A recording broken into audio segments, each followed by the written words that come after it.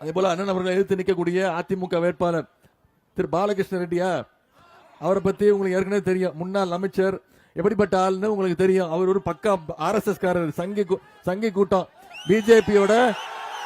பிஜேபியோட வளர்ப்பு. ஏற்கனவே இங்க பல கலவரத்தை தூண்டி விட்டு அதுல பஸ்ஸுகள் எல்லாம் அடிச்சு உடைச்சு இன்னைக்கு பல்வேறு நீதிமன்றத்தில் தண்டனை விதிக்கப்பட்டது.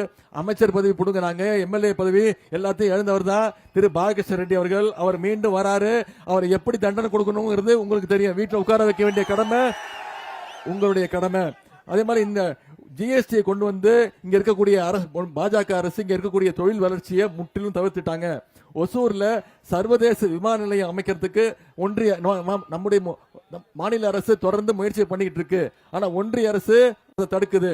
அதே மாதிரி ஒசூர்ல தொழிற்சாலைகளுடன் இணைஞ்ச மாதிரி குழந்தைகள் காப்பகம் அமைக்கப்படும்.